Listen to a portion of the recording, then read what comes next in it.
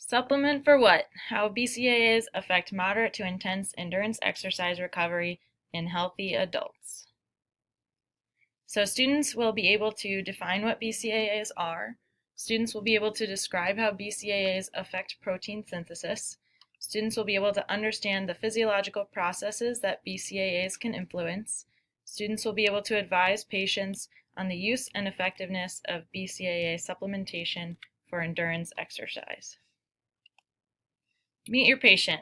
This is Megan. Megan is a long-distance runner in her 20s who you have been treating for a while. One session, she mentions that some people on her team have been taking BCAA supplements and wants to know what you think about them. What should you tell her?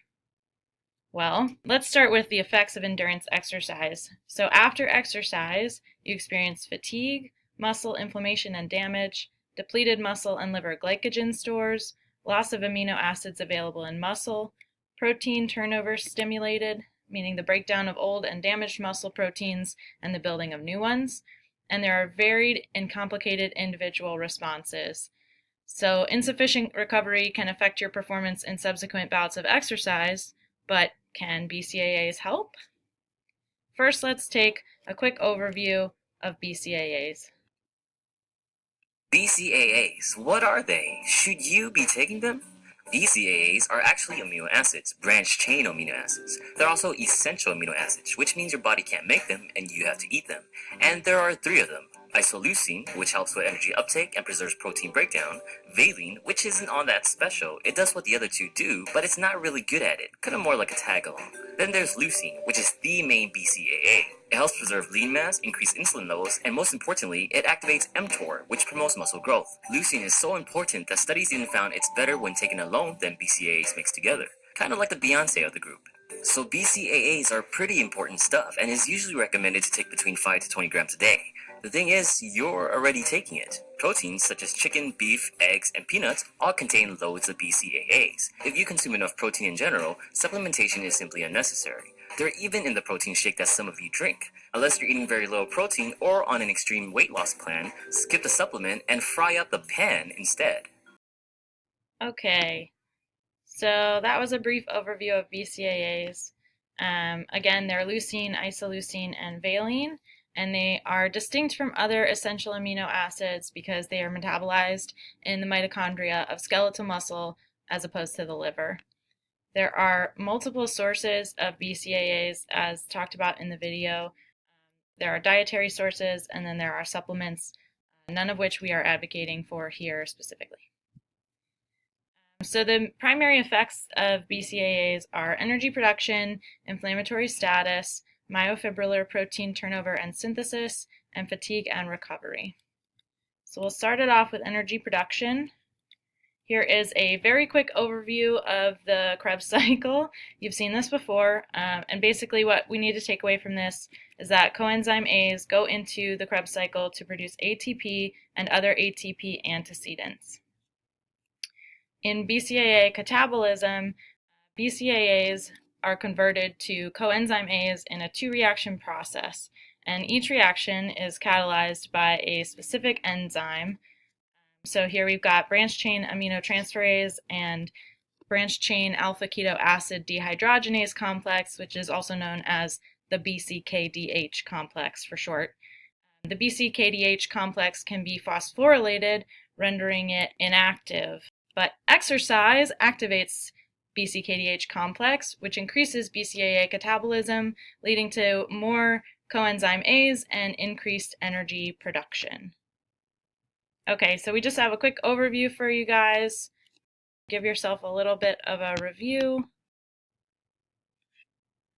Where are BCAAs catabolized? And how does exercise affect BCAA catabolism? You can pause the video.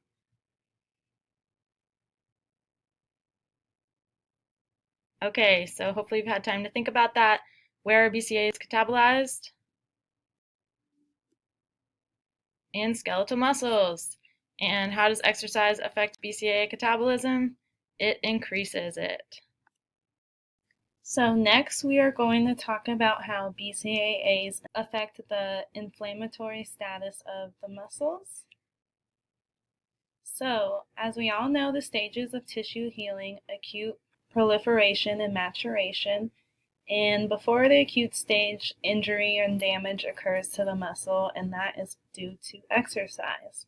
And in the acute stage, there is inflammation, which leads to good and bad effects. The good effects that can happen are growth factors can be released and the increased permeability of blood vessels. And the bad things that can happen are there are catabolic effects on skeletal muscles, which can lead to muscle wasting, the loss of muscle mass, and just overall inflammatory factors being released, which is bad. So overall, inflammation is thought of as bad, especially chronic inflammation. So BCAAs, especially leucine, can directly and indirectly counteract inflammation in muscles. But the mechanisms behind how these work have not been proven yet, so they're just theories. So the picture on the left is the theory behind how BCAAs affect inflammation indirectly. So BCAAs leads to a process where glutamine is made, and glutamine is an amino acid that helps to maintain cell function and is an energy source for immune cells. And this amino acid helps to inhibit inflammatory factors. And the picture on the right shows direct and indirect effects, but the red circle is over the direct effects. So BCAAs help to inhibit protein breakdown, and they also help to promote protein turnover, which is the opposite of what inflammation does. Okay, so now we're going to talk about how BCAAs affect myofibrillar protein turnover and synthesis. So protein turnover and synthesis, the initial site of most BCAA catabolism is in the skeletal muscle due to high levels of branched-chain amino acid aminotransferase activity, which is the first enzyme in the catabolic pathway. So BCAAs increase rapidly in systemic circulation after intake and are readily available to extrahepatic tissues such as skeletal muscle. And BCAAs serve as a precursor for muscle protein synthesis and regulate that turnover of protein by inhibiting the protein degradation and enhancing the synthesis. In protein synthesis, the first step is the initiation of the mRNA translation, and deacylated tRNA inhibits protein synthesis by affecting initiation of translation. And BCAAs may lead to the formation of aminoacyl tRNA derivatives that enhance the initiation of protein synthesis, which minimizes the inhibitory effect of deacylated tRNA. BCAAs also serve as substrates for protein synthesis and energy production, particularly via the activation of mammalian target rapamycin complex 1, known as mTORC1, which is a complex that contains mTOR. And mTORC1 is a multi-protein complex that coordinates a signaling cascade that stimulates protein translation, gene transcription, and autophagy.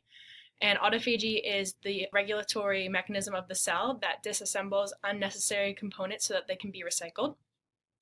And mTORC1 is a central player of the mTOR signaling pathway. mTORC1 is centrally involved in muscle growth by enhancing protein translation and is governed by intracellular amino acid supply. So it's a rate-limiting factor for protein synthesis. When there's not enough, protein synthesis is slowed down, and when there's abundant amount, protein synthesis happens more quickly. So this is the mTORC1 complex. It's what is able to regulate cell growth depending on the nutrient status of the cell. Again, it needs adequate energy sources to be activated to increase protein synthesis. So it's able to regulate cell proliferation and differentiation. The complex is made of mTOR, Raptor, which is regulatory associated protein of mTOR, and two other proteins, PRAS40 and MLST8. An activation of mTORC1 begins a signaling cascade for myofibrillar protein synthesis, which is necessary for skeletal muscle growth and repair to any damaged skeletal muscle that is incurred during exercise. So this is a look at the mTOR signaling cascade, which is coordinated primarily at the lysosomal membrane. So because mTOR signaling is coordinated at the lysosomal membranes, it has to be translocated there by the regulator complex and RAG GTPase, which is known as the regulator RAG complex, and that regulates the lysosomal signaling. In this picture, there's also another complex, P62, which is just an intracellular signaling adapter molecule that may help to mediate RAG signaling to mTOR C1. So this is a picture of the regulator RAG complex. It's made up of a regulator and a RAG, so they play a role together in regulating cell metabolism and protein synthesis. The regulator part of the complex is made from 5 proteic subunits, and it's that big yellow thing. And then the RAG part of the complex is made from RAG AB and RAG CD. So in the picture you see that mTOR C1 is inactive, and that's because RAG AB is bound with GDP, but you see that the arrow shows that amino acids have stimulated the complex, and RAGs A and B get loaded with GTP. And when RAGs A and B are loaded with GTP, the complex becomes active and can mediate the translocation of mTOR C1 to the lysosomal membrane. So in the picture, you see that mTOR C1 has moved to the lysosomal membrane and the regulator RAG complex has bound together. So when there are insufficient amino acids in the cell, RAGs is loaded with GDP and inactive. And you can see that in the first picture where the RAGs are loaded with GDP and they're not active. But when there are abundant amino acids in the cell, RAGs is loaded with GTP and it becomes active. And so when it becomes active, RAG GTPase can translocate mTOR C1 to the lysosomal membrane. And you see that in the second picture, the RAGs A and B are loaded with GTP. In the third picture, you see that the regulator complex is bound with the RAGs. And so mTOR has been translocated and is at the lysosomal membrane. And the GTPase Reb activates mTOR C1. And when mTOR C1 has been activated, it's able to suppress autophagic breakdown through ULK1 and 2 and AMPK and increase protein synthesis through S6K and 4EBP1. And you see that in the third picture, mTOR has been activated and can begin its signaling cascade. So here's another review. Just take 5 seconds to pause and answer these questions. What pathway do BCAAs help to activate in the skeletal muscle? And where is this pathway primarily located?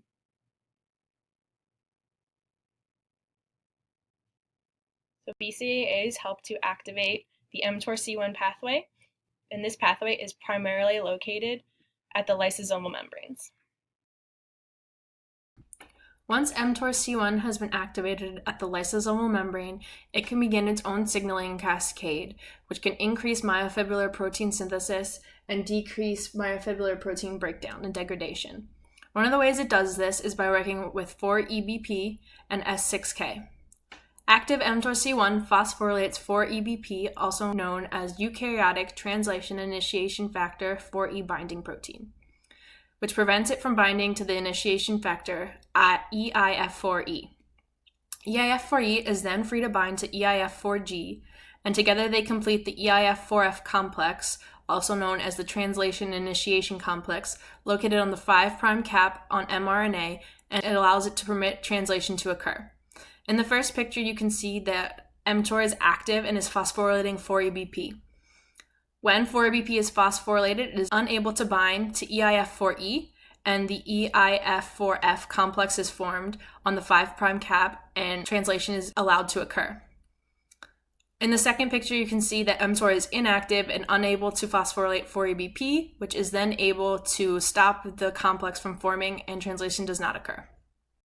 Additionally, active mTOR activates ribosomal protein S6 kinase, or S6K, which promotes protein and lipid synthesis.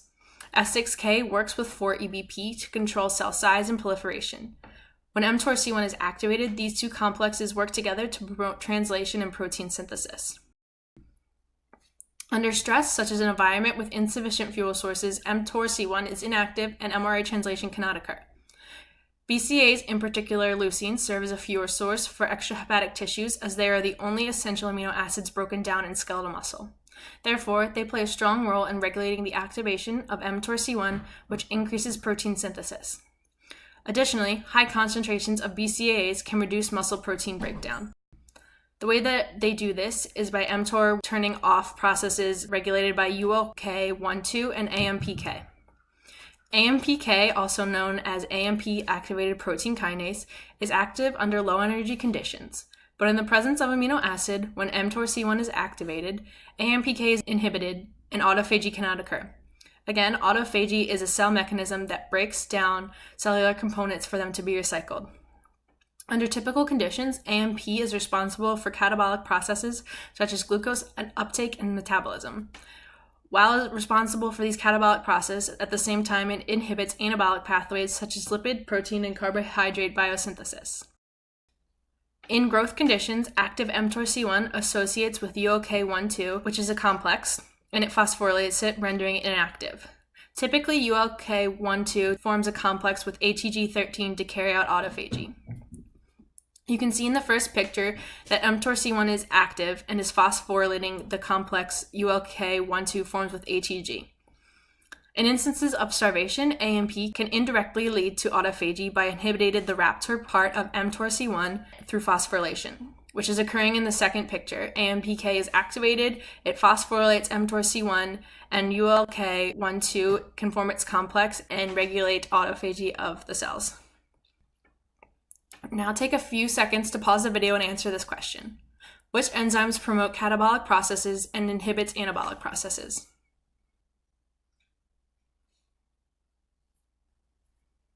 AMPK is responsible for promoting catabolic processes and inhibiting anabolic processes. Fatigue and recovery. Fatigue is defined as extreme tiredness from mental or physical exertion or illness. We will be talking about fatigue in the context of physical exertion.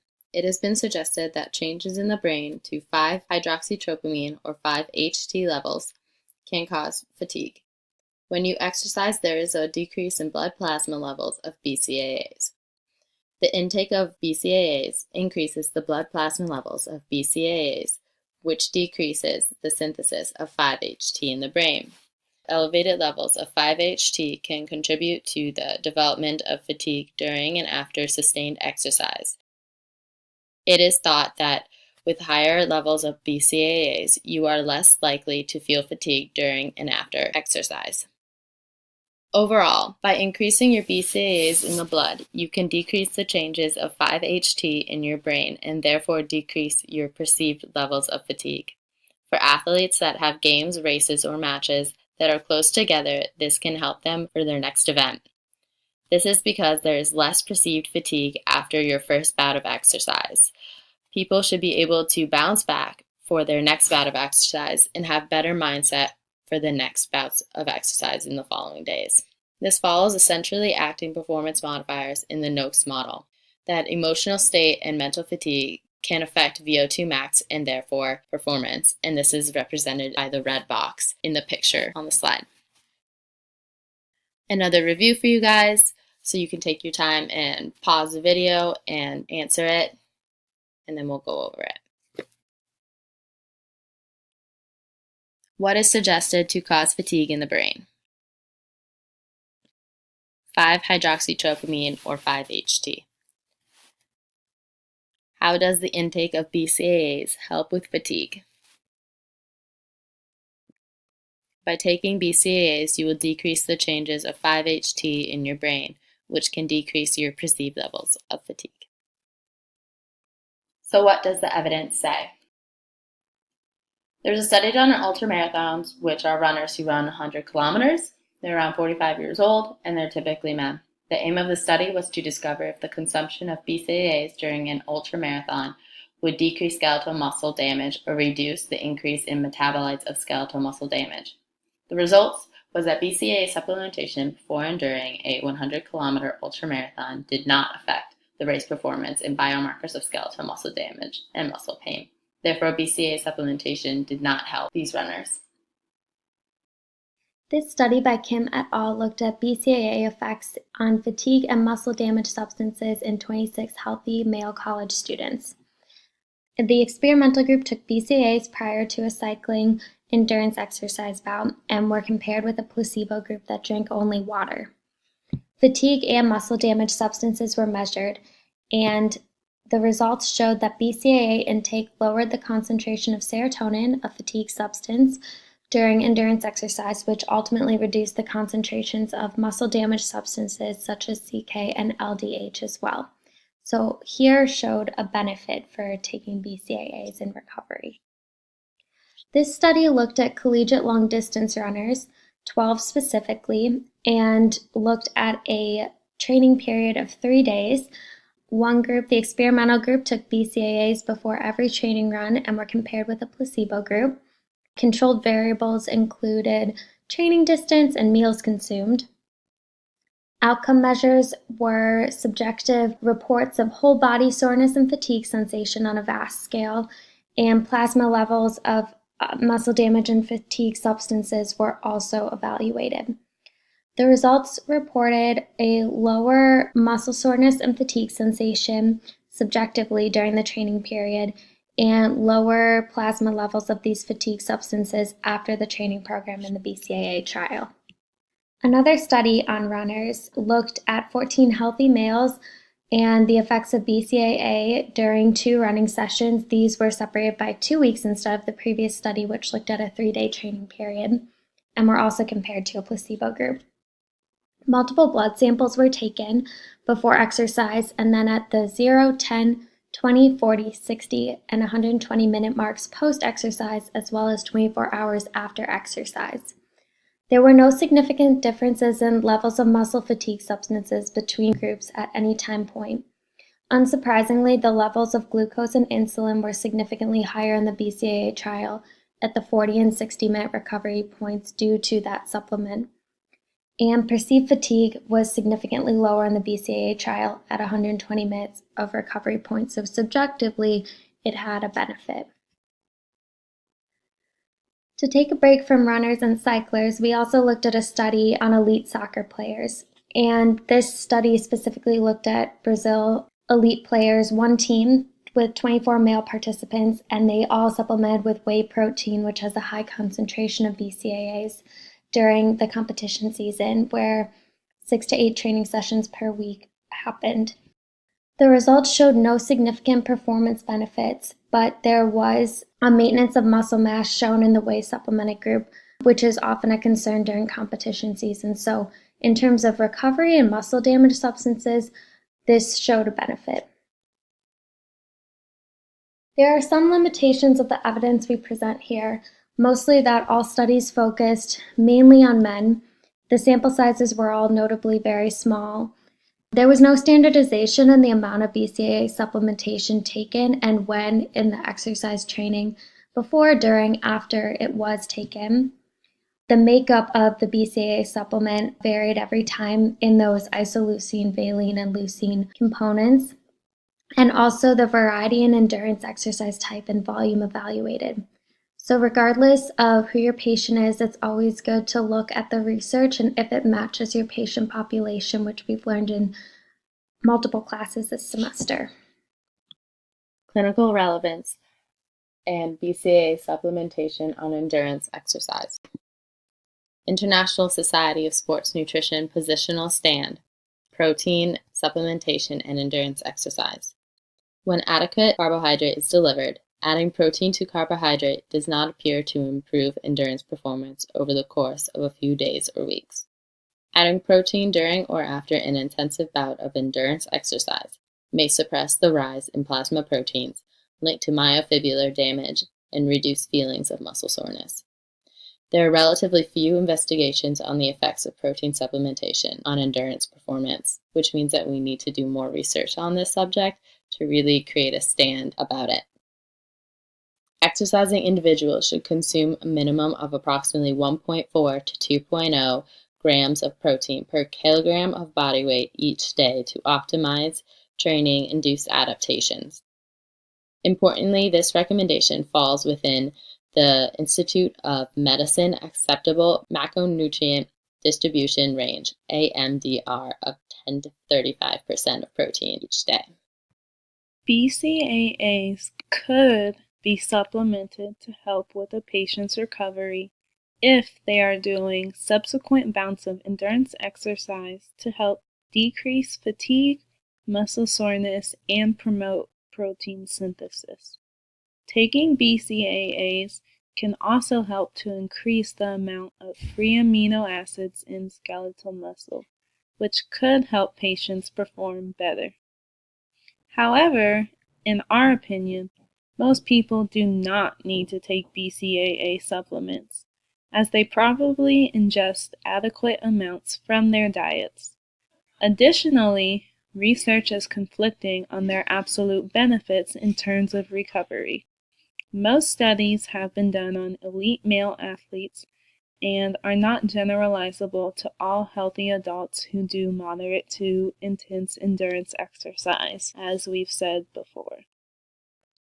The bottom line is that BCAAs do have a proven physiological mechanism on how they can affect different parts of your recovery, but supplementation of them might not always be necessary.